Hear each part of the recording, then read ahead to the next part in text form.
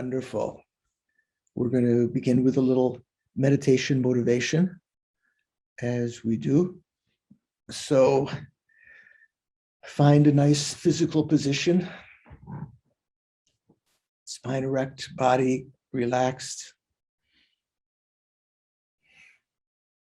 Relax your mind and put your attention and then subsequently your mindfulness on the respiration.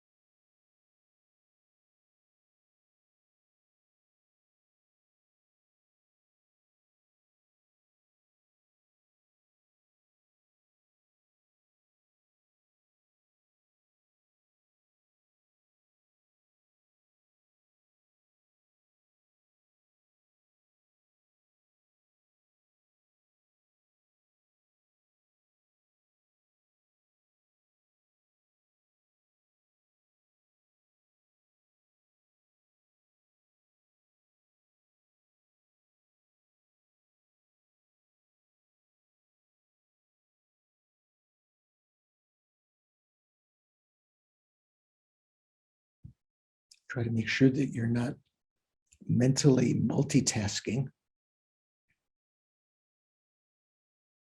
That is to say, not letting your mind involve itself in thoughts of the past or the future, or judgments about the present.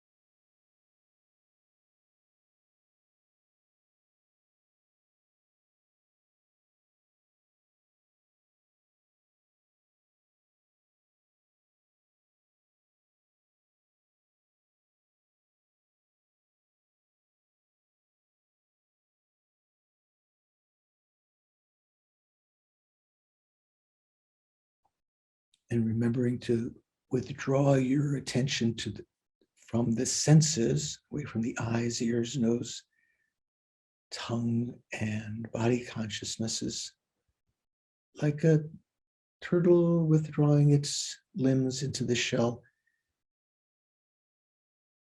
Bring your attention to your heart chakra and give up attention to the breathing, mindfulness of the breathing.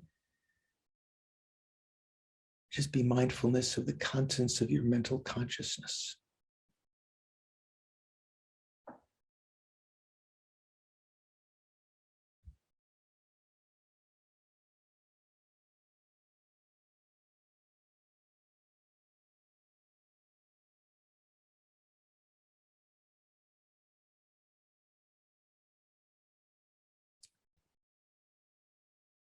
in our awareness and knowing class, our lower class, the classic definition of consciousness is that which is clear and knowing.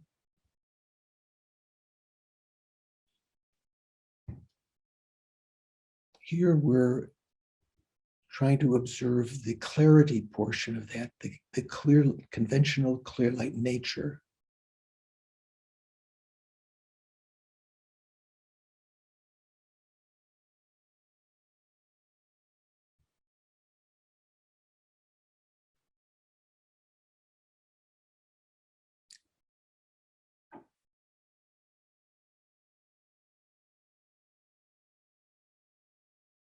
Whatever is appearing to your mind, whether it be emotional or imagery or sound or feelings of comfort or discomfort, whatever.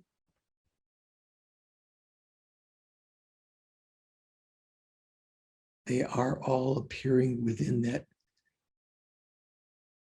clarity of the mind.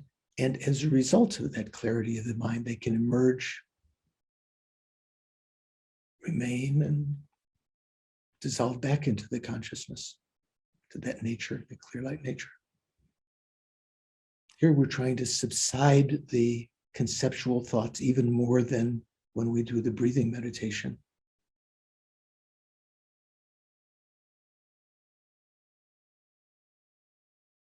Focusing on that clarity has the side effect of easily noticing conceptual thoughts, cloud-like thoughts in the mind, and thereby allowing you to use your wisdom, reminding yourself that that thought could only appear due to this clear light nature. And rather than focusing on the objective thought, focusing on the nature of that subjective mind within which it's emerging.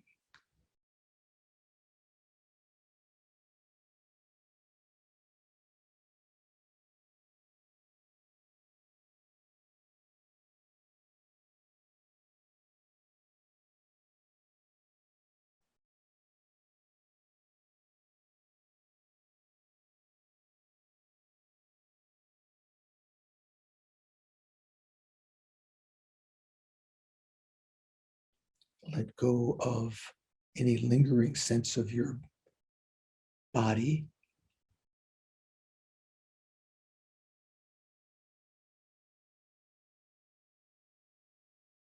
So almost looming certainty that the body is there. That is an appearance to your mental consciousness via your tactile consciousness. But you don't have to pay attention to that. Just concentrate instead on the clarity of the mind within which it is appearing.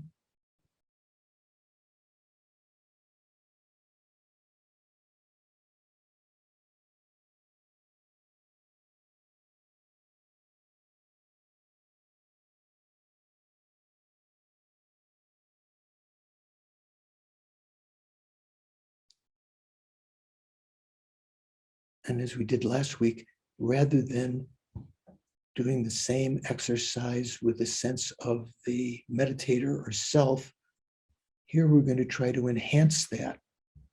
The first essential point of recognizing the object of negation on the meditation on selflessness or emptiness.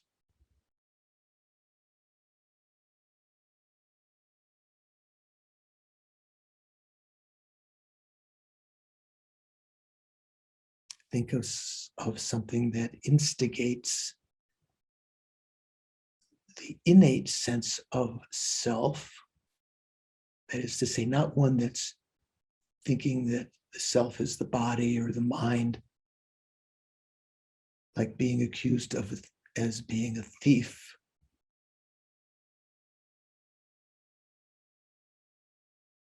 You're not thinking my body is a thief or my mind is a thief or has been accused of being a thief. You think I have been accused of being a thief.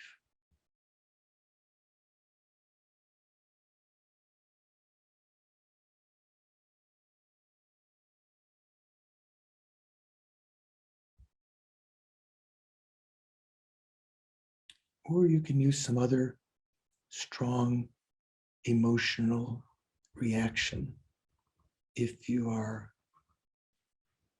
feel very strong jealousy or attachment or depression,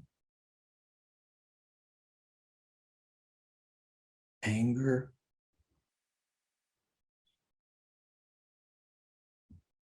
confusion. Who is the agent of that?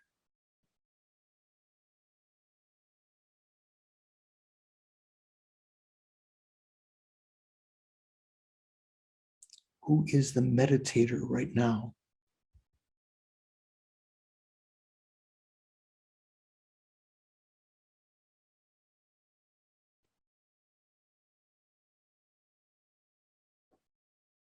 There is what's called an innate, inborn sense of the self, appearance of the self, and a response, a mental response to that appearance. That's called the innate grasping at the self.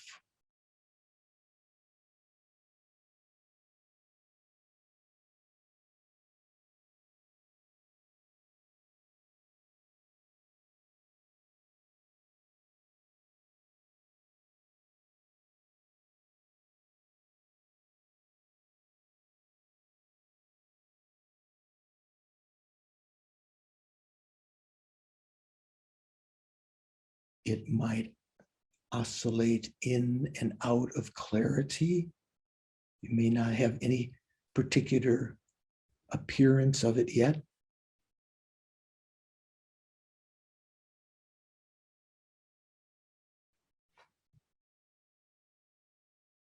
But the identification or recognition of this appearance of the self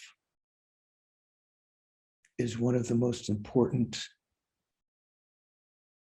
tasks to be accomplished in order to realize emptiness.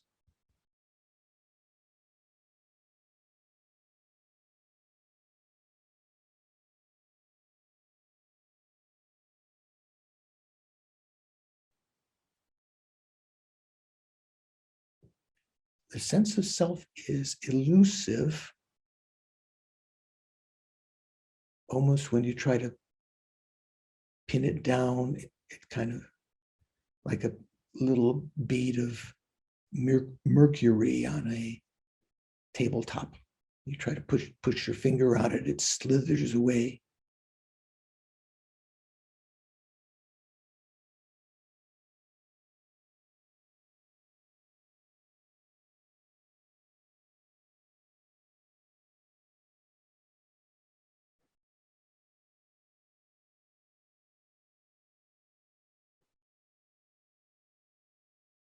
It doesn't have a particular physical appearance like the shape of your body.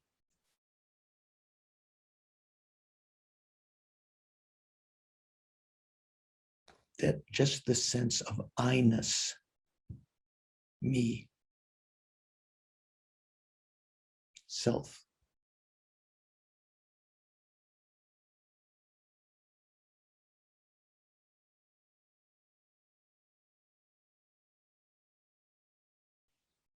In a relatively gross sense, it's like the owner of your body and mind.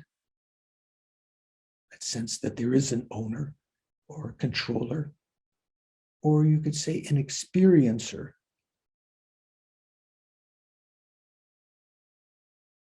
Like that fellow or gal in the basement of the apartment building watching the monitors. That which is experiencing the input from the senses.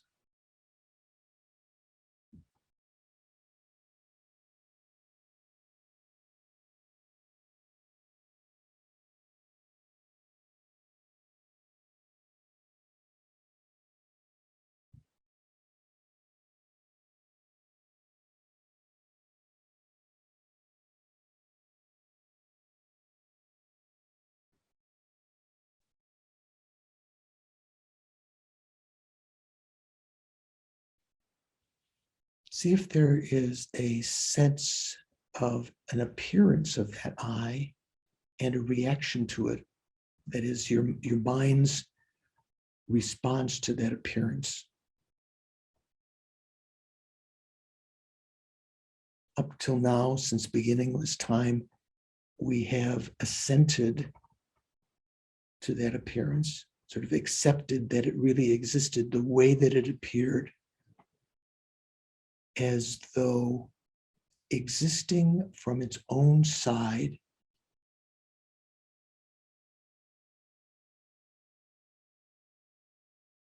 without the need to be named or labeled.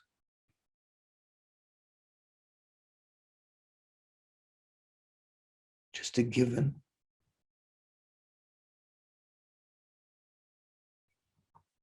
Think to yourself for a moment, what if that I that I have believed in since beginningless time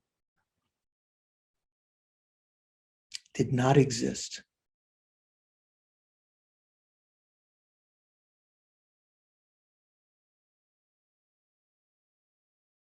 Well, we know the Buddha, the omniscient Buddha, said that this sense of self, this innate, subtlemost sense of self, appears, that's not in dispute, but it's like in the sense of reflection or a mirage or an echo. It doesn't exist the way that our mind assumes it exists.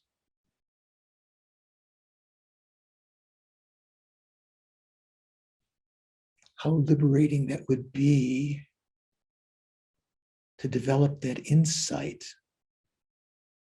that no longer assents to it, accepts it, grasps to it as true, that no longer assumes it is true, but actually recognizes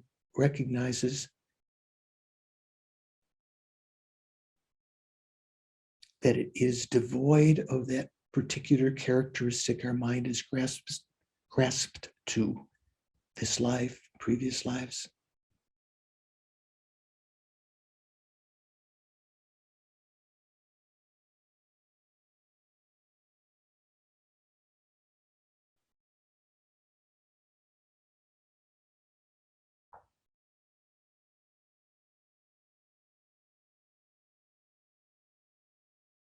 Having just a slight sense of that existence of an I. Well, another way to help identify it is just to do as we said before, just to think, what if that I doesn't exist at all?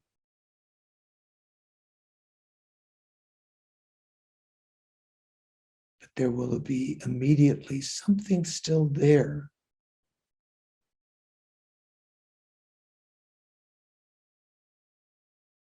That seems to be existing. That's the first essential point. If that which is appearing to the mind seems to be the I, if it existed the way that it appears as inherently existent, that means not depending on causes and conditions, not depending on anything other than itself.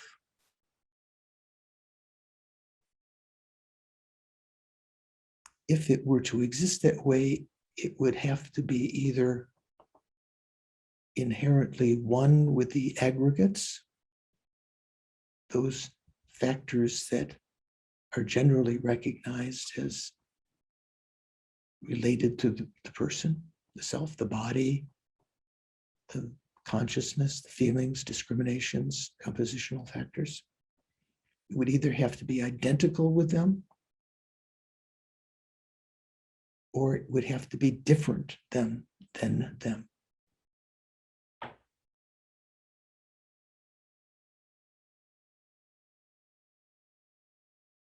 In fact, as it appears to be inherently existent, it would have to be inherently one with the aggregates or inherently different than the aggregates. There's no third or fourth or fifth alternative.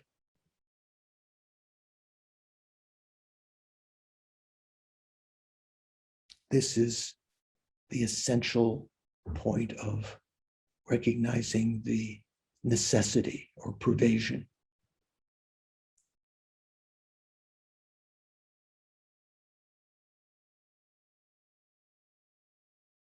And thinking, if it were inherently one with the aggregates,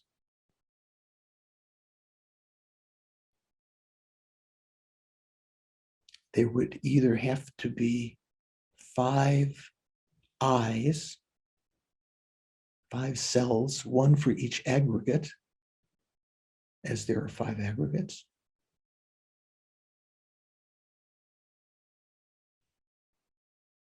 or if you start from the side of the eyes, there's 1 eye, there would have to be 1 aggregate.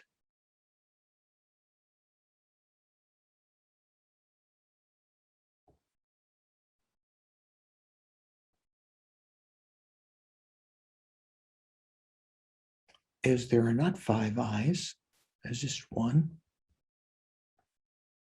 we can superficially check that off, that it is not one with the aggregates,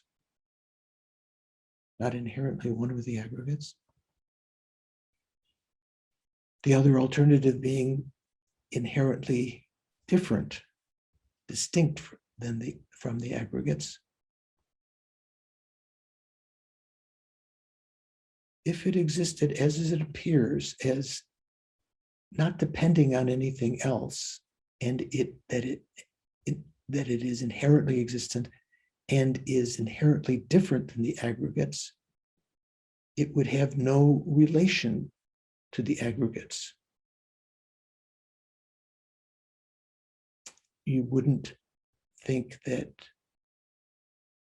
I am sweating, I have been bitten by the mosquito, I am happy. You wouldn't think I am eating, because the I would be inherently different than the aggregates.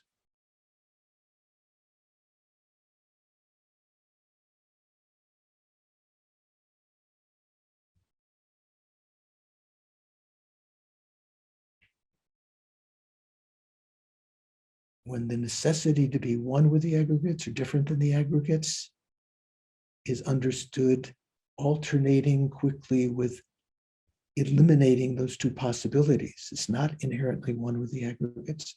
It's not inherently different than the aggregates. There can come a moment when that sense of I, you see the conclusion is that that I that we've been believing in does not exist at all.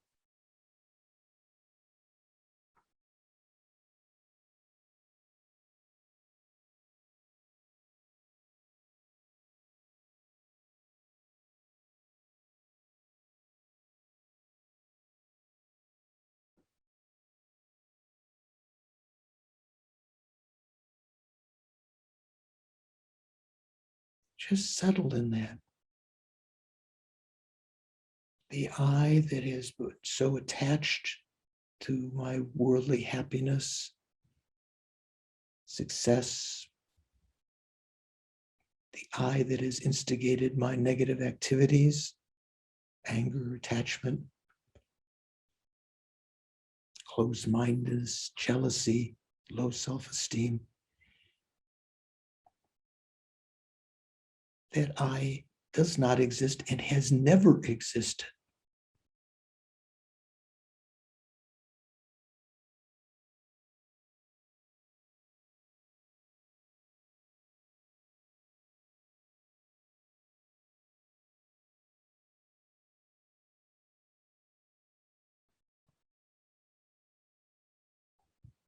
At that point, without any more analysis, just holding to that certainty, that vacuity, the mere lack, the non-existence of that I that was previously accepted.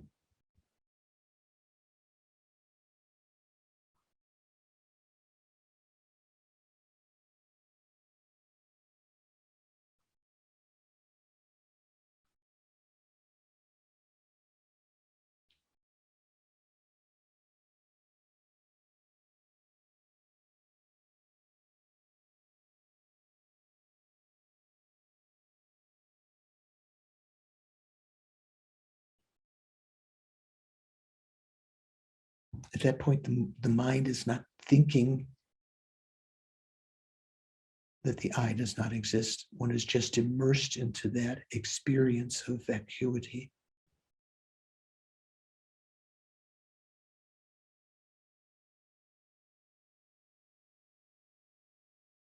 And slowly arising from that experience,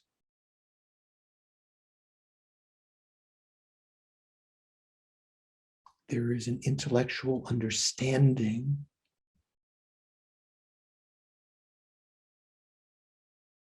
as a result of that experience that the I does not inherently exist. And as your mind removes itself from that state of equipoise or meditation, there will be again the appearance of the I. It's almost like a magical trick or an illusion. You know it doesn't exist, but it's appearing in the post-meditation.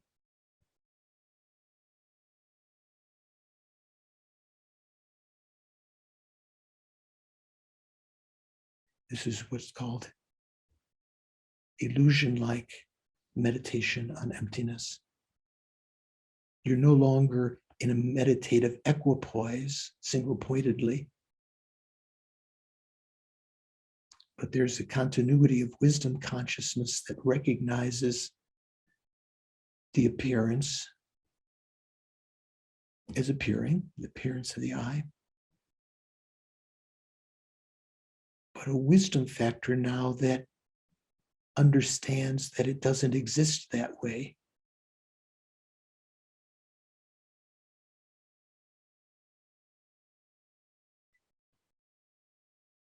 Our ability to do this is a result of our, at present, having a life of leisure and endowment, earned through karmically, through so many virtuous activities in the past,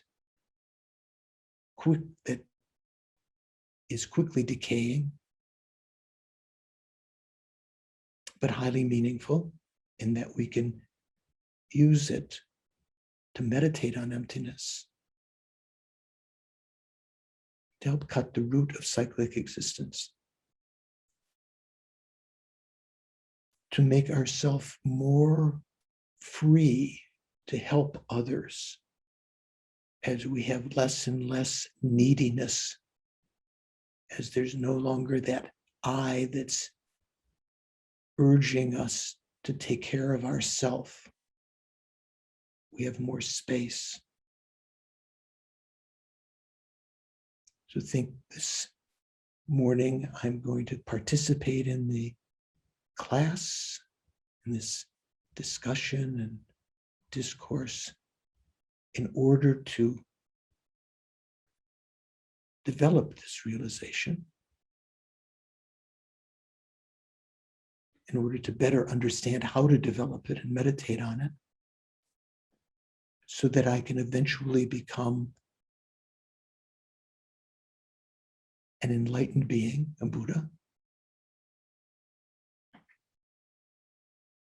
completely at the behest of all sentient beings, whatever needs they have to evolve spiritually, knowing the perfect way to lead them,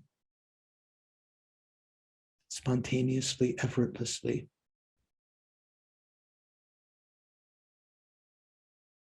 I'm going to participate this morning in order to become an enlightened being for the sake of all sentient beings.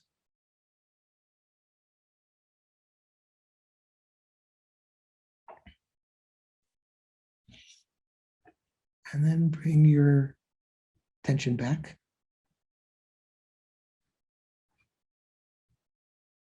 to the present.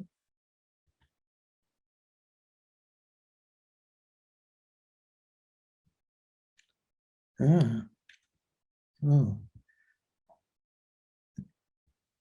Does anyone have any experience or non-experience that they'd like to share?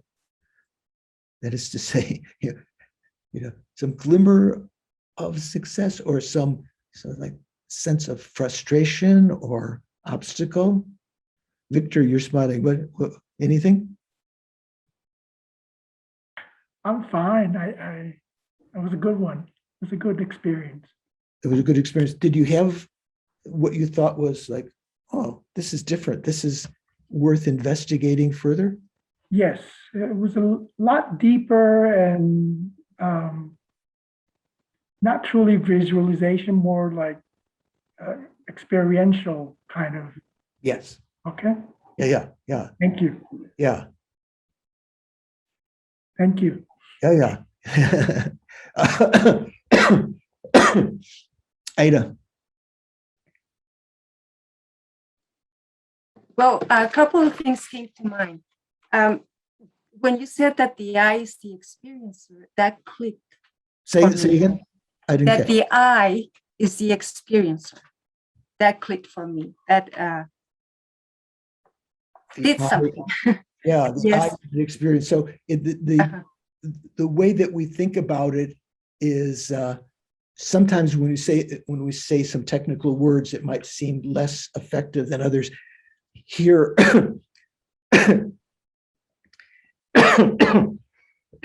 the I is appearing. You could say that's an experience, but the other kind of experience is how you react, how the consciousness is reacting to that I. So at the end, I was suggesting that you think, that I doesn't exist at all, and just settle in that. And then when you arise from that, again, the I appears, and now your reaction to that I always think of it as almost like a chuckle, like, oh my gosh, there it is. It's still appearing there, but I know I've just experienced that it doesn't actually exist. Isn't that interesting? And to recognize there's no contradiction, as we've been talking in Lama Tsong Khapa's 3 Principles of the Path. When you have an understanding of emptiness, you recognize that things can appear to be inherently existent, but you can know that they don't inherently exist that way. Mm-hmm. Yes, you're good. When you mention, the clear nature of our mind, it came to mind very clearly how the I is a thought. I'm thinking of I. That was very interesting. Yeah. The other thing that I found very interesting is that how language shapes our reality. Like my mother tongue is Spanish, and possessives are not used the same way as in English. And I have a question about Tibetan, because as growing up, when your mother tells you, wash your hands, in Spanish, you don't say that. You say, wash the hands. When you talk about even your child, my child is sick, you say that in English. In Spanish, you don't say that. The child is sick. Oh, that's interesting. Or the house, it's not my house. So in that sense, there's no sense of possession, and people share what is available. Does that make sense to you? Yeah, that's an interesting observation. I would have thought that the Latin or, more fiery would have more emotional, like my, mamma, or like Italians, mamma mia. Not even when a child dies, the child dies. It's not my child died. Right. And parents are able to detach and let go and give their child to whatever comes next. Nice, nice insight. And also I wanted to ask then, how does Tibetan use possessives? Well, I don't, excuse me.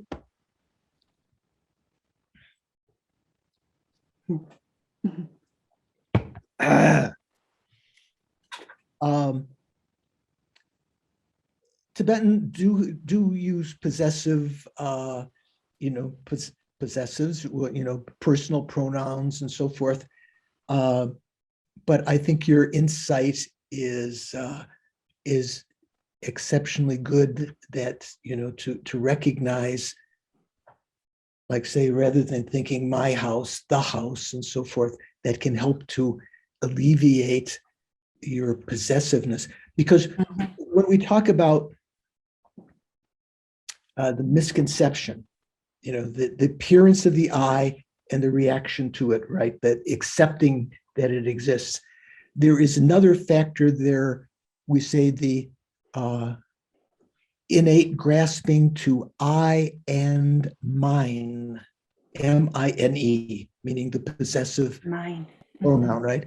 So when we talk about grasping to I, we've got a little bit of experience there. What you're bringing up is the other part of that ignorance, that there is a sense of myness, M-Y-N-E-S-S, if you can understand that. So it doesn't mean like right here, I have my iPad, right? The iPad or my computer is not an example of my. My is the mind's sense in relation to other things of being the owner. It's not talking about the things themselves, like my dog or my cat or my country or my gender or whatever like that. It's the analog of I. I appears and everything else. and everything in relationship to that I is mine, but it's not. The ignorance is not the thought that those things are mine. It's the sense of mineness. So I think that's maybe related to what you've experienced there about possessive pronoun. So that's a good starting point. When we talk about the innate object to be negated, it's the sense of I and mine. Nagarjuna, in his fundamental texts on wisdom, the wisdom of emptiness, pointed out, and all of the other detailed explanations of emptiness mention this fact. There's not just a sense of I and the grasping to it. There's also a sense of my, which is subjective. It's not talking about the objects. It's talking about the sense of ownership or possessiveness, just as Ida has been saying there. So that's as you read some of the other texts over the days and weeks and years, hopefully that you'll be studying and meditating on emptiness. That's something to keep in mind. The I and mine. In Tibetan, the I, in one sense here we say dak. Dak means can mean self, like we say dagzin, grasping to the self. Dak means self. Zin means grasping or assenting. Or here's the self, the appearance of the self, and grasping to it. There's also dagi. Dagi means of the self. The self's, the possessiveness of the possessive aspect of self, dagizim, or nga means I. In Tibetan, nga, like nga. Ngao means of the self, ngagi. So both of those are, when you start to investigate emptiness of the self, those are the two aspects that are equally important. First, there is a sense of I, and then immediately there is a sense of mine, of me. Any thoughts? Any other experiences from that little short meditation on emptiness? Yeah, I have another. Okay. Thinking of language and how we domesticate animals and give them a name and a sense of I. Can you hear me? Yes, Okay. yeah. Okay. Yeah. What about wild animals? What sense of I do they have? I mean, they're nameless. I mean, I don't think they name themselves, Right. give themselves a name or designation. So when a child, let's say a human is born, there's no sense that I am George, or I am Ida, or I am Anne, or Nadine, or David, or whatever, or Victor. When Victor was born, it's not, he opened his eyes and I am Victor. That's comes later, right? So a child still has this innate sense of I that's different than others, that's different than the outside world. Even a little beetle on the ground, or are beetles insects? I can't remember. Who's an entomologist? So let's say a beetle or a little bug that's walking along. If you were to hover your finger above it and they sense it, they try to avoid. They have a sense of self. It's not thinking in terms of a name, I ant number 73, or I Susie ant, or whatever, Aunt Susie. It's just the innate sense of I. So that pervades wherever our consciousness takes rebirth. As soon as we have, let's say the mind enters into, our subtlemost mind enters into a fertilized egg, let's say, there's not all rebirths are by egg, right? They're also rebirth by spontaneous rebirth. There's rebirth from the womb. There's rebirth by heat and moisture. Let's say insects are often, like I've mentioned before, I think, did I mention about the wasps in my cabin here? Before I lived here, the previous owners had the windows open a lot, and there were wasps that embedded themselves in the wood, and I think they laid their, whatever they're called, the eggs.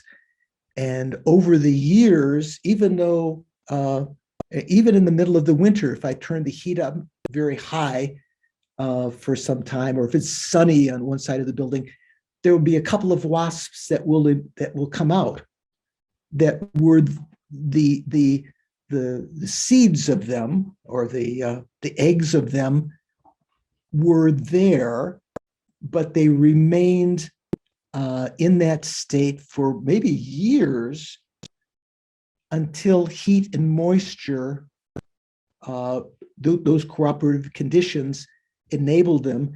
Buddhism would say that at that moment, a consciousness entered into that egg. The egg was there for a long time. It's not like generally when we think of a human being being born, there is the mother's ovum and the father's sperm. When they enter into one another, at that point, if that is to be a viable human being, there will be a consciousness that enters into that, right? Do you guys know what I'm talking about? When we talk about the evolution of a person born in the womb, whereas one of the four rebirth states, birth from the womb, egg, miraculous rebirth, or birth from heat and moisture. The heat and moisture, like insects, that egg, the consciousness doesn't enter into it at the time that the egg was laid. The consciousness enters into it when the cooperative condition of heat and moisture, maybe years later, enable it to be viable. And at that point, a consciousness enters into it. And any of those kind of rebirths, as soon as the consciousness arises, not necessarily with a body yet, there is a sense of I. And soon afterwards, when there are experiences, say the experience of feeling pleasure or pain, even though there's not any, let's say in an embryo, even though the arms aren't there, the eyes are not there, there is a sense of my. I and my, they both appear to be inherently existent. So that goes even through the, smallest little insect, an ant or beetle or anything that is sentient like that. Okay. So what do you think? Any other thoughts from our meditation? What we're trying to understand is this fundamental or principle of the path. Remember, we talked about the three principles. We spent several weeks on renunciation and several weeks on the mind of bodhicitta. Both of those are, you might say, method side. Those are motivations. One is the motivation of renunciation. The main aim is to escape from cyclic existence for oneself. The main aim of bodhicitta as a method is to achieve enlightenment for the sake of all sentient beings. And both of them depend to achieve their goals. That is, to achieve liberation or enlightenment. It's not enough to have that motivation, as we said in some of the Lama Tzong Khapa said in previous verses. You need to have the wisdom that realizes emptiness. What we're trying to experience here first is an actual taste, experience of the selflessness of the person. If we understand correctly, and that's why it takes some time going back and forth in experience and reading and so forth, what is actually being refuted in the sense of I, the selflessness of the person in this meditation, you will have an insight into actual emptiness. The Hinayana view, or the Theravada view, generally is just selflessness of persons, and that other phenomena outside of ourself do exist inherently. They do exist, truly. In their view, what is being refuted in the self of persons is not the innate, innermost ignorance that's grasping to the self. It's a grosser form of that the person is independent and self-supporting. Those of you who studied some of the tenets, I think Doris and some of the, who else has studied, did any of the other people take tenets? Oh, Nadine, you're also in the tenets. And Ida, Victoria. Nadine was one of the brave ones who sent in a final exam. So it's good at the rest of you if when we do the low rig exam, don't be shy, it's a good experience. So one might wonder, between the emptiness of the self, the selflessness that we're meditating on now, and the selflessness of phenomena other than the self, trees and possessions and so forth, is that another exercise that has to be done after you've realized the selflessness of the person? What do you think? Nancy, what do you think? Are you there? What are you thinking? And say that again. What's the question? Yeah. So right now you mentioned we meditated. Was it today in our class? We meditated on the selflessness of the person. Yes. And I had some little taste, maybe, or imagination that the self doesn't exist the way that it appears, that I've accepted since the beginning of this time as inherently existent. It is empty of inherent existence. So what about other things? Oh. What about my aggregates, my arms, my body, other phenomena other than the self? Is that another meditation that has to be done to establish the emptiness of those things?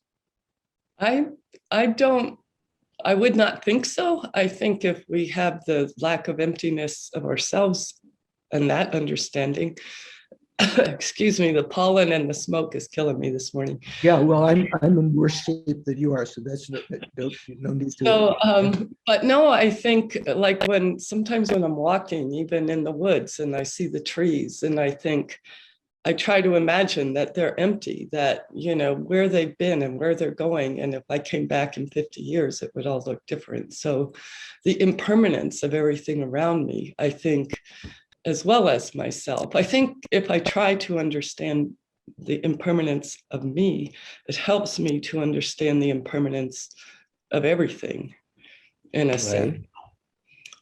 And so by extension, understanding the emptiness of the self, not just the impermanence of the self, that by extension, you think that would help to understand the emptiness of other phenomena? And because I have no realizations, I imagine that if I have that realization of myself and the emptiness, that it will translate to other phenomena. But I'm not sure. But that's what I think. Right. So there are many expressions in the Buddhist sutras and the commentaries by Nagarjuna and Aryadeva and Chandrakirti, the great expositors of emptiness, to this flavor, that realizing the emptiness of one phenomena, one has realized the emptiness of all phenomena. So that doesn't mean, let's look at it this way. Each phenomena, so I guess phenomena is plural, right? Phenomenon is singular. Each phenomena, every phenomena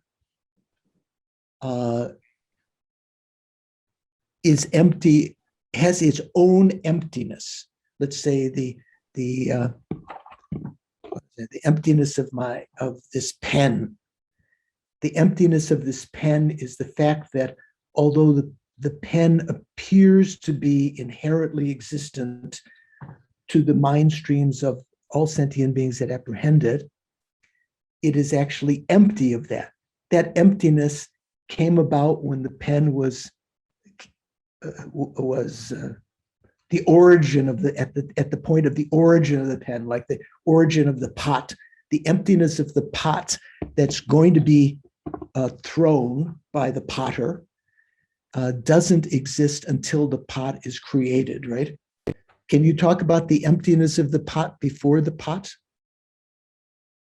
Or the emptiness of the pot after the pot is broken, like the story I told about Milarepa with his one clay pot that he cooked his nettle soup in, right? Do you remember that story?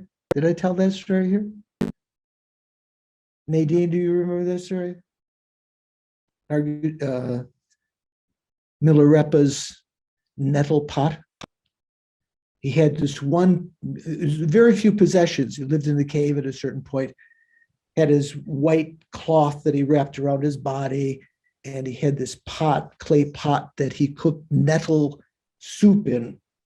Nowadays, if you go to the health food store in Santa Fe, you probably have to pay $8 or $10 for a bowl of nettle soup, right? Does anyone ever have nettle soup? Victor, you ever have nettle soup? I've heard of it, but no, I've never had nettle soup. I I was in, thought it was a tea, but I may be wrong. oh yeah, you can get nettle tea also, yeah. Okay, when I that was I in- have. Yeah, so when I was in Miami, Florida, many years ago, giving a course, we went out to some health food store and I saw there was, I think there was nettle soup and nettle tea. It was like super expensive. In the time of Milarepa, it was with the poor people. They didn't have anything else. It's just like the nettle plant, you know, some nutrition. So he lived on that. He would have to go down to the river, fill up his bowl with water, put the nettles in it, make a fire once every couple of days and make some soup that he would then eat for a couple of days. So when he was going down to the river, the bowl slipped from his hand and broke on a rock. And that to him was, rather than like my experience of something like that would be like, oh, it's expletive, oh crap, or some even more word. His mind was one of ecstasy, thing. Impermanence, just like this, my body will eventually disintegrate and be gone because of his mind being imbued with the Dharma. And because of he had cooked so many times nettles in that, there was left, after the clay broke apart, there was still the shape of the pot, which was just the residue of the nettles. Can you imagine that? Has that ever happened to you? Just what was in there, sort of fuzzy kind of contour. And he saw some analogy there between the dissolution of the gross body and the continuing existence of the consciousness that used to be within that body. But impermanence itself is not emptiness. We all know that, right? Recognizing impermanence is not a recognition of emptiness.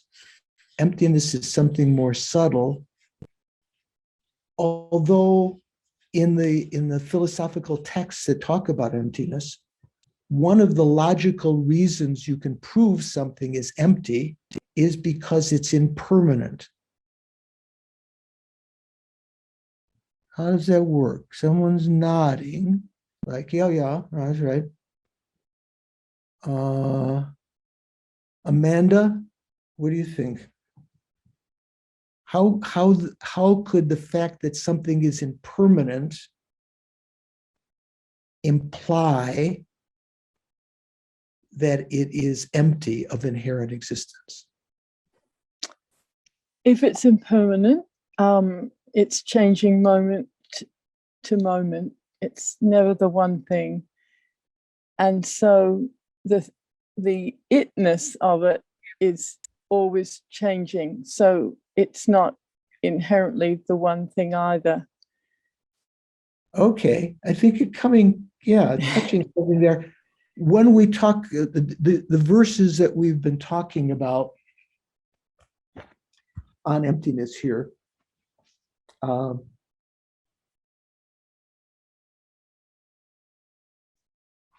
we talked about verse 11. So long as the understanding of appearances as unfailing dependent arisings, all the things that appear to us have a certain consistency due to our karma, they're dependent arisings. As long as that understanding and the fact that emptiness, free from all assertions, It means the understanding of emptiness, as long as they seem disparate,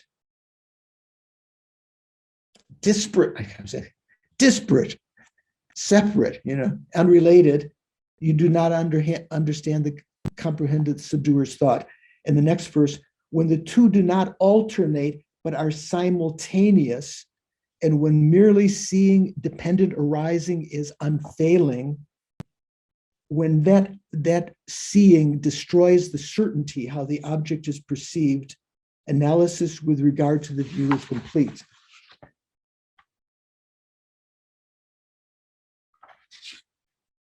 So here, when we talk about proofs, things that can establish that phenomena are empty of inherent existence, we talked about, say, the self.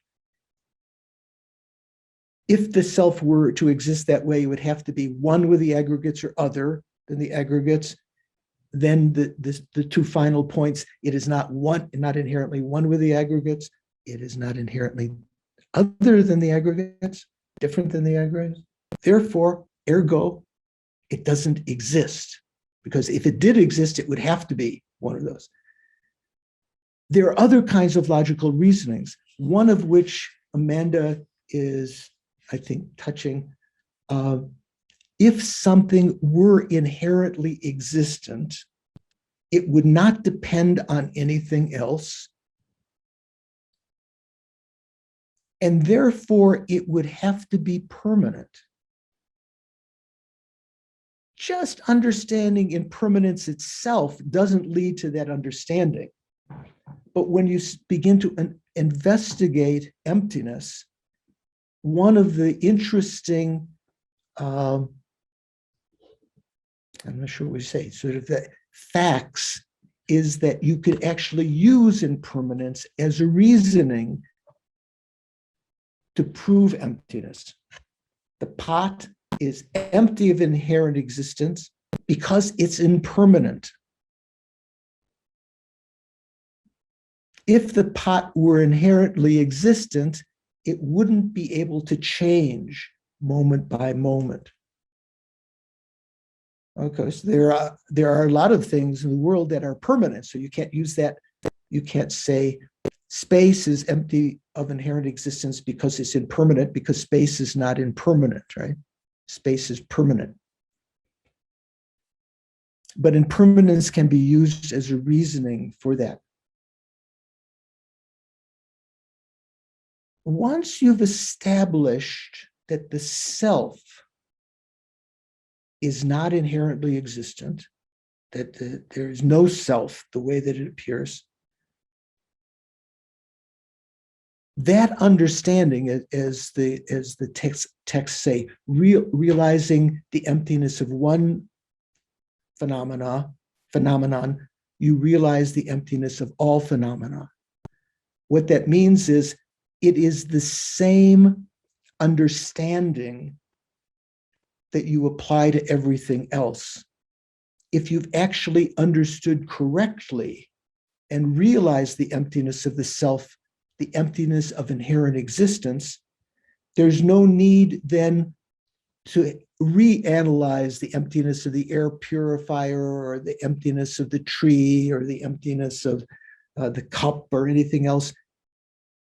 All phenomena have that same basic appearance of inherent existence, existing from their own side, without depending on causes and conditions, without depending on being named, without dependence on their parts. They all appear that way. And so that same logical reasoning then can be applied to everything else. In that one meditative session, meditating on emptiness of the person, when as you arise from that, anything that you turn your mind to, that same logical reasoning can be used. Well, even in the logical reasoning here, we said, let's say, with respect to my Subaru, if the Subaru inherently existed, it would have to be inherently one with its parts or inherently different than its parts, right? Remember, it says inherently one with the aggregates, which are the parts of the person, or inherently different.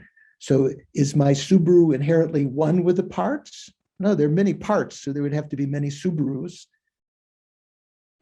Or if you say there is one Subaru, there would have to be one part, which is the essence of Subaru, you know, maybe that panel on the front that says Subaru, or you know, medallion on the Mercedes-Benz that says Benz or something like that. That's the essence of Benz. So you can come to understand, through realizing the emptiness of one phenomena correctly, the emptiness of all phenomena. So why do we start with the person? Why do we meditate on the emptiness of the person? Why don't we meditate on the emptiness of other things first? Anyone know from your reading or your study? Doris? When we were studying the Heart Sutra, I remember Gendon saying, it's just easy as, well, one reason. It's easy for us to relate to not being a self. Am I correct on that? I'm not sure. Easy to relate to not being a self? Sorry, it's easy for us to relate to our aggregates not being ourselves. And then we jump to other phenomena. I'm not good at expressing it. Yeah, maybe there was some significance there. Generally, the Buddha taught that although you can explain the emptiness of other things first, like the emptiness of the Subaru, or the classic example is the emptiness of the chariot, right?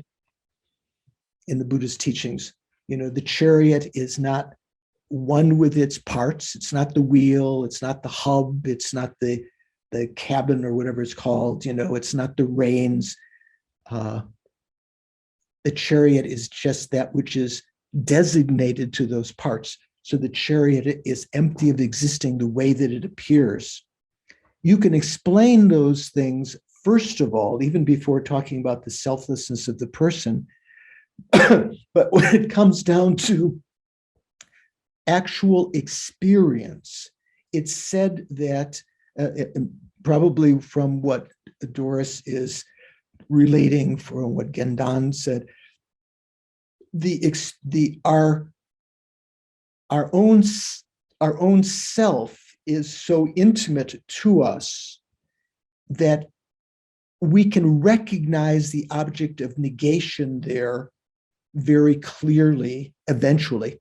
At first, it might take you many months or maybe years to recognize the object of negation. So don't give up. You know, you sit for 20 minutes or something and you're like, I couldn't see the eye. Keep trying. And as different life experiences happen to you, I should have brought some cough drops with me. You will, can anyone have a cough drop?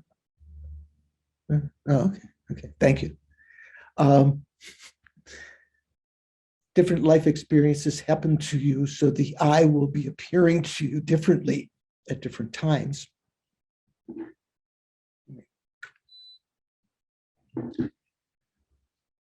But it's said that all meditators, their first insight into emptiness comes through meditating on the emptiness of the self. And then that can be applied, the experience of that can be applied to other things. Doesn't mean that you can't explain the emptiness of the chariot or the Subaru or other things. But in terms of your own personal experience, because the I, the sense of I, is intimate to our existence, to our identity, that is the most effective way to start with. So the bodhisattvas, the hearers, solitary realizers, that's their first insight. In the Hinayana point of view, that's enough. Because just to not necessarily to investigate the emptiness of all other phenomena just on the recognition of the emptiness of the self, selflessness, it's possible to escape from cyclic existence, right? What do you think, Doris? You studied tenets. Okay, and it's a subtle point there, but we won't go into that. The bodhisattvas, because they are not interested in getting out of cyclic existence for themselves right now, as soon as possible. Like the famous song, right? We've got to get out of this. We've got to get out of this place.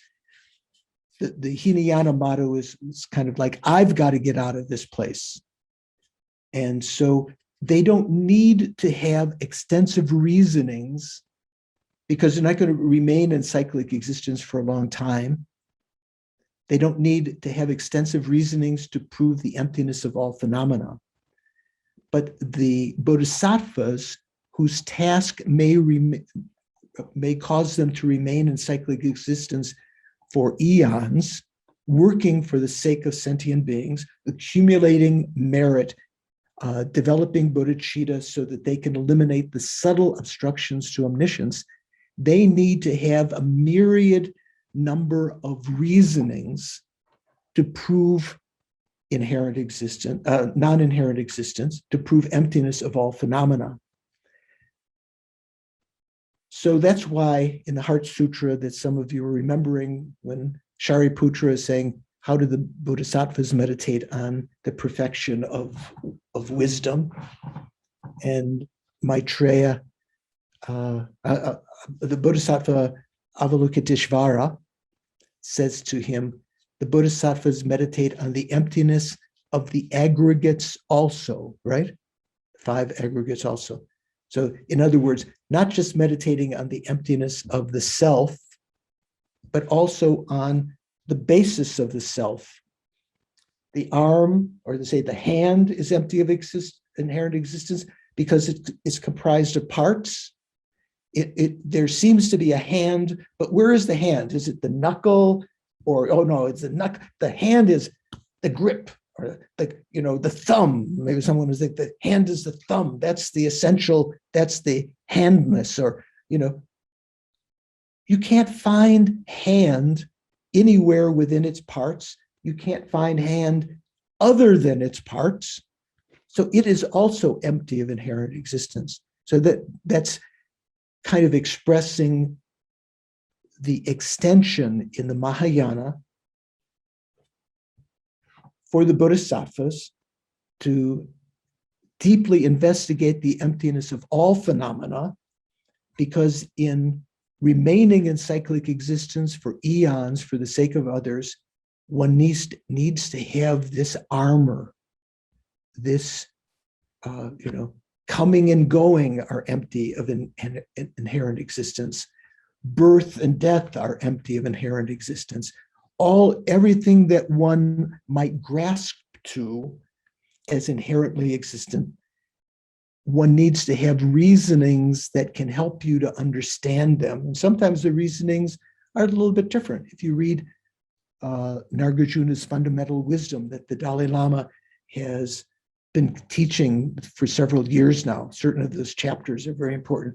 Emptiness of the 12 links, emptiness of ignorance, emptiness of samsara, and so forth. That allows the bodhisattvas, as they progress, to be able to be in the world, but not of the world, right?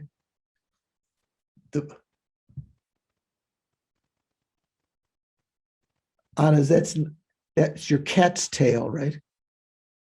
Okay, I wasn't sure. To be in the Abrahamic religions also, I think they say, be in the world and not of the world. From the Bodhisattva's point of view, that means to have space-like meditation on emptiness and meditative equipoise. And then when you arise from that, you're in the world, but because you realize that the appearances do not inherently exist, you're not of the world. you're not buffeted by emotions and attachments and anger and so forth.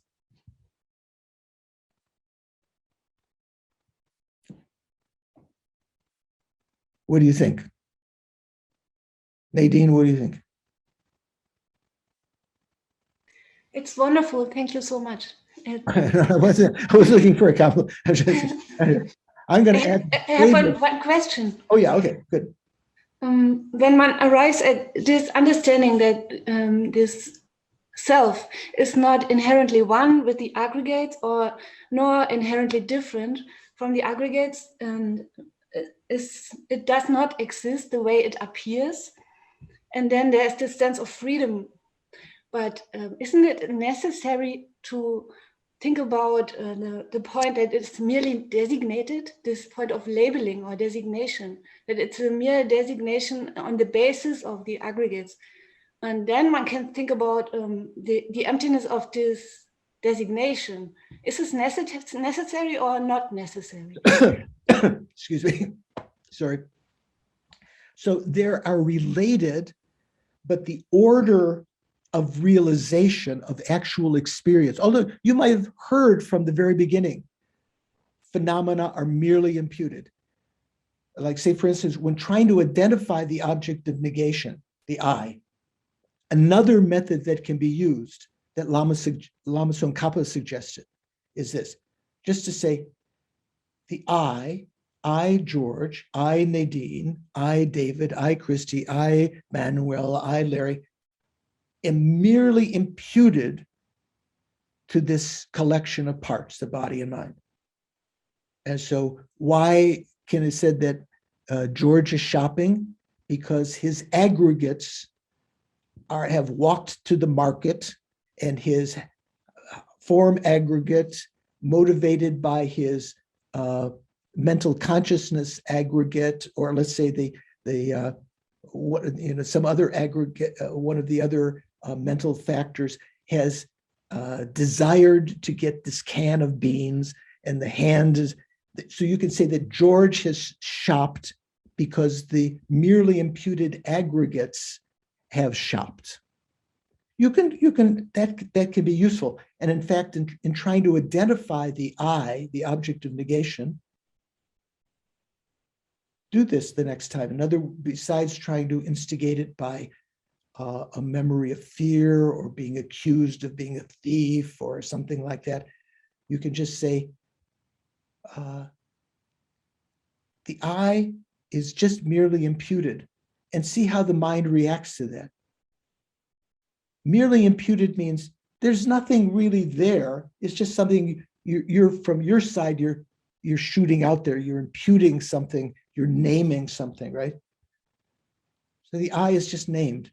See how your mind reacts to that. To identify the object of negation, there'll be a sense in the mind, no, the mind is not, I is not just merely imputed. The I is there. It's there. That's another way of identifying the object of negation. So although you can you can hear these teachings about conventional existence, how phenomena conventionally exist, how Manuel is conventionally existent, is just the name Manuel, or Manuel, I'm not sure how it's pronounced, is just imputed to this collection of parts. You can understand that intellectually beforehand, but to have an experience of that, it's said that you first have to realize emptiness. You may see some contradiction here, but it's all resolved as you think about it. Say, for instance, it's said that when you arise from meditative equipoise on emptiness, and the appearance of the I is still there, you know that it doesn't exist. In your ordinary conversation and functioning in the world, you say, well, the I is empty of inherent existence, but I still eat, I still walk, I still sleep, I still go to the store, whatever. What is that I? It's then that one has the actual insight, not just the intellectual understanding, but or actual taste that the person that does exist is merely imputed upon the aggregates. Although you can understand that intellectually beforehand, it's said to arise as a result of realizing emptiness, first of all. I might have mentioned before on the Bodhisattva bhumis. Do you know what the first bhumi is? When does that take place? Alexis, do you know where the first bhumi is? No, I don't. You know, Charlene, do you know the first bhumi? First bhumi, when we talk about the Bodhisattva bhumis, Bodhisattva levels, is one is already developed bodhicitta, has entered into the path of accumulation, into the path of preparation where you meditate on emptiness with tranquil abiding and penetrative insight. And then on the path of seeing, you realize emptiness directly, you have entered into the first bhumi. From there until enlightenment, there are 10 levels, 10 bhumis. So the sixth bhumi, the most famous one, is the level upon which one has a special practice of the perfection of wisdom. That means understanding emptiness. The 10th bhumi, one has a special practice of the perfection of Yeshe, like Lama Yeshe's name, Yeshe, which in Sanskrit is jnana. Jnana and prajna, prajna means wisdom, right? That the main object of prajna is emptiness. The main object of jnana is conventional existence, how phenomena conventionally exist as mere imputations. So that doesn't, although you might think, oh yeah, I understand that phenomena are imputedly existent. You probably don't understand that. You've heard that, you have a belief in that, and you think that that can be used as a reason to prove emptiness. Actually, it's the other way around. You have an experience of emptiness, and as a result of that, you recognize, you have the actual experience that phenomena are just merely imputed.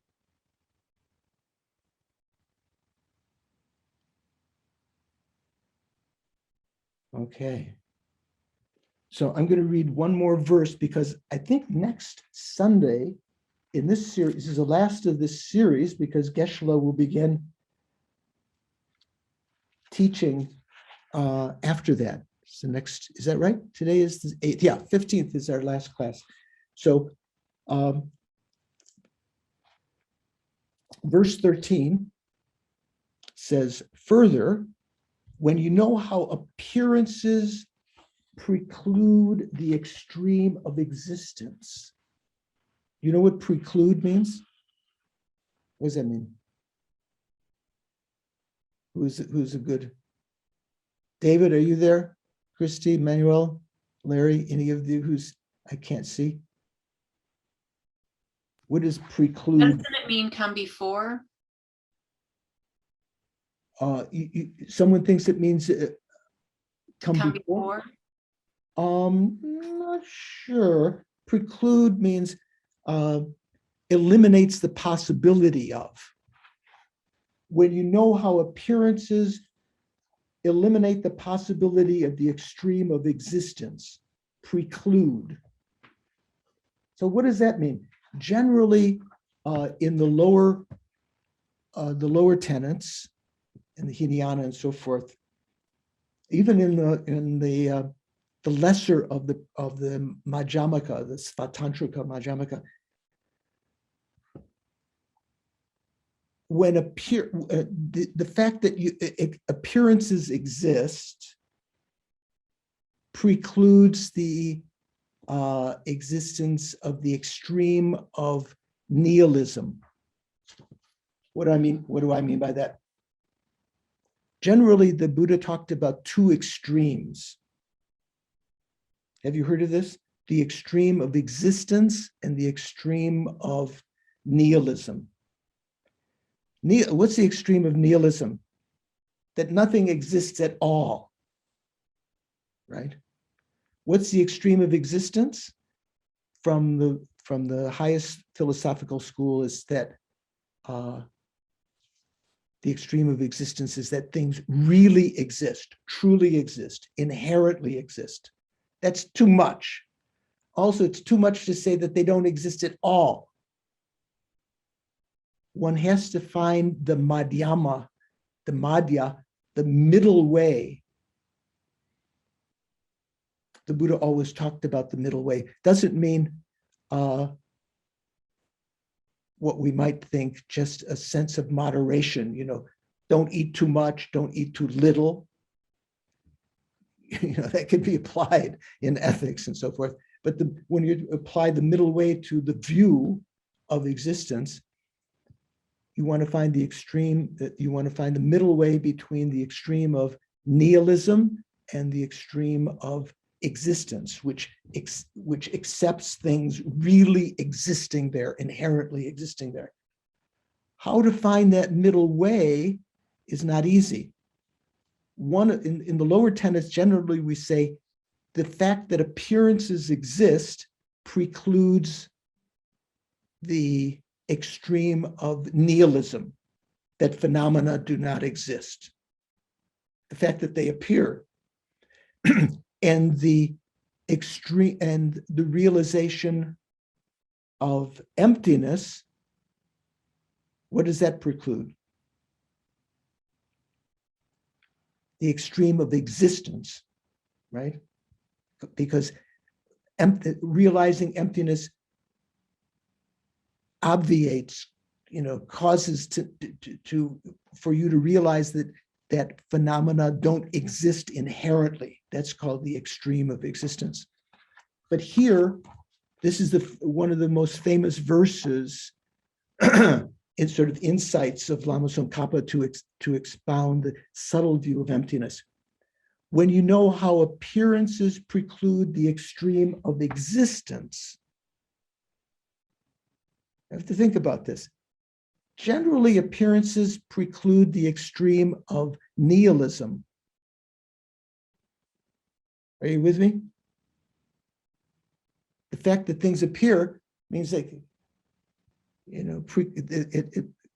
it precludes the fact that they don't exist at all. Whereas here it says, appearances preclude the extreme of existence, and emptiness precludes the extreme of annihilation or a nihilism.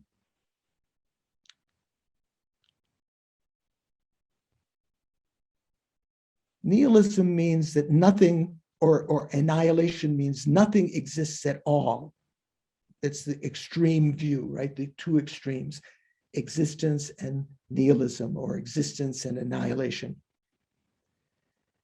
Generally, the realization of emptiness will preclude the extreme of existence. But here it says, when you understand how emptiness precludes the extreme of nihilism or annihilation, when you understand these two opposite ways and how emptiness appears as cause and effect, you will never be enthralled by wrong views.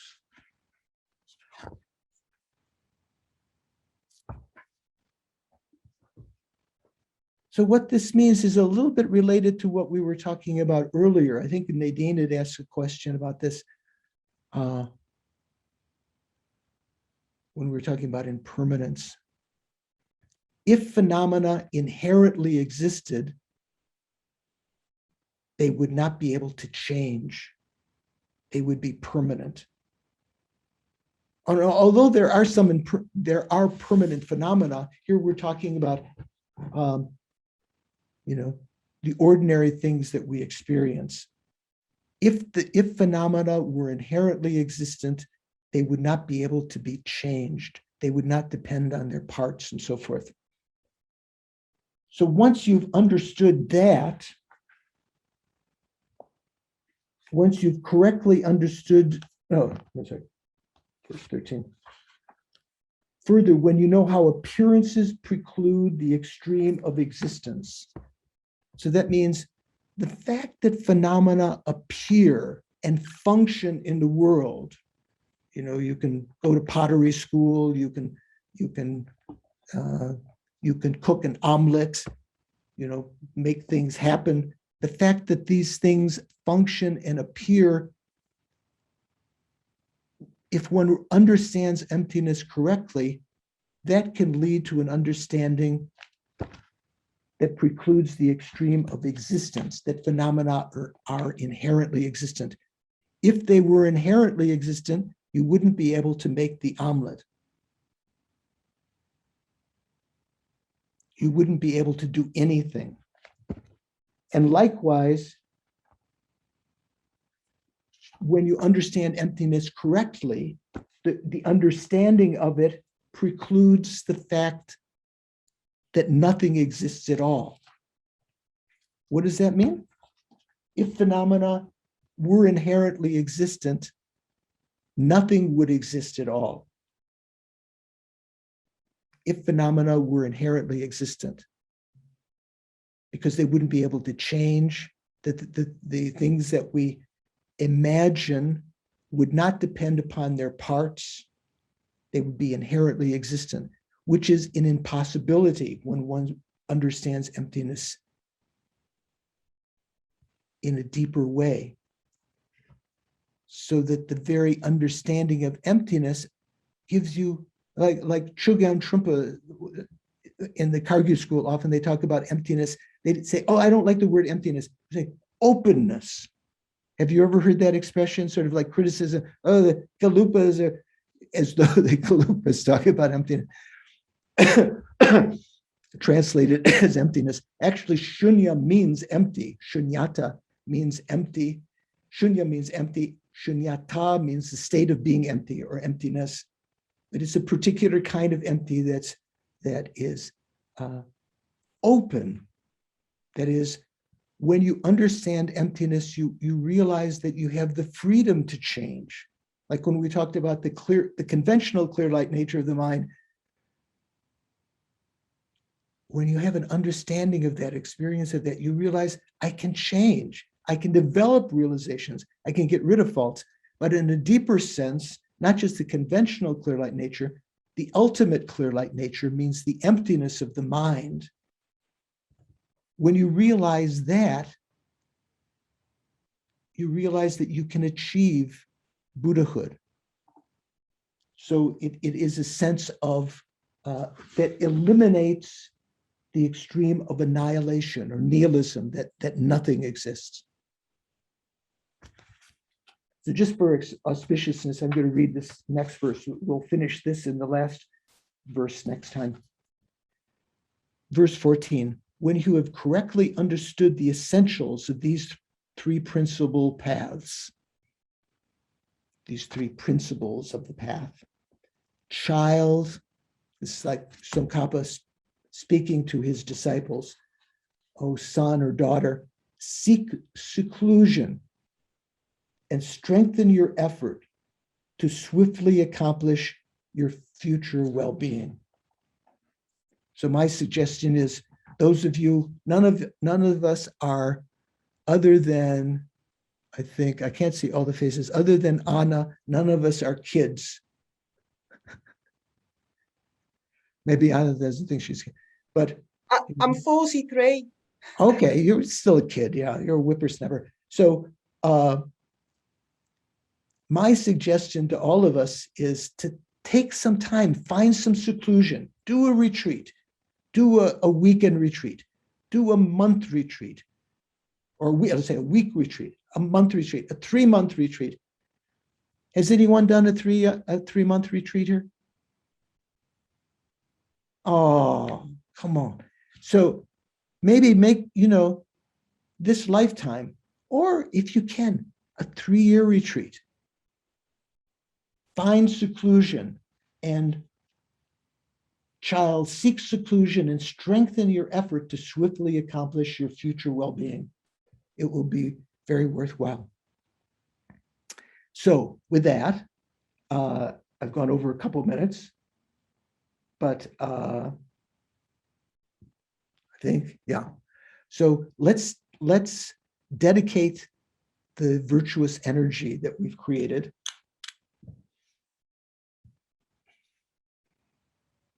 in meditation. Calming your mind, relaxing your body and mind, recalling the clear light nature of your mental consciousness.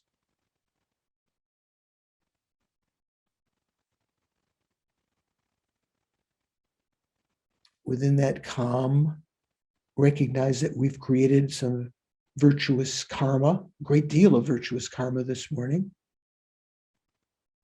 that it will have a positive effect in our future samsaric existence. If left unattended, it may ripen in some short-lived pleasure that might even cause our delusions to rise. So instead, make a firm dedication of that merit, that it go to this highest goal. May this merit ripen in such a way that it will always enhance my spiritual growth.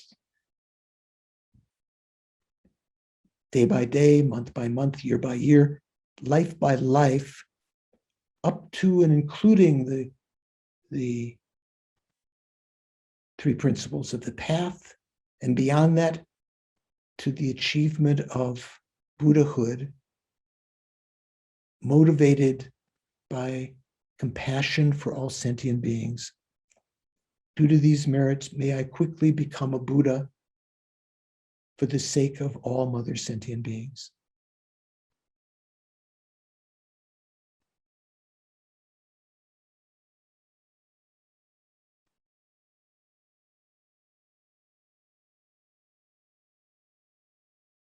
This motivation, this decision, intention is called conventional dedication. Ultimate dedication is recognizing that the person, myself, who is dedicating, is empty of inherent existence. The goals dedicated to the achievement of realizations, the achievement of enlightenment, all of them are empty of inherent existence. Therefore, they're achievable. Therefore, because they're empty of inherent existence, they can be achieved. And the act of dedication, the thought that connects these merits with those results, wishing that they ripen in those ways, that process is merely imputed. It doesn't exist inherently. It's just a name we give to that process of connecting this with that.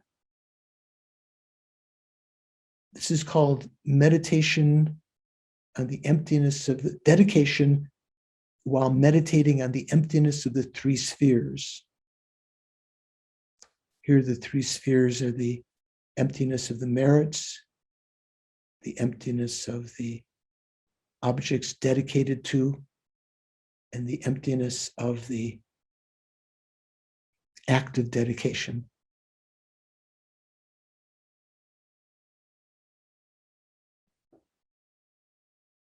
Having made conventional dedication and meditating on the emptiness of the 3 spheres protects the merits more so than just conventional dedication. Protects them from ever being destroyed by anger and so forth.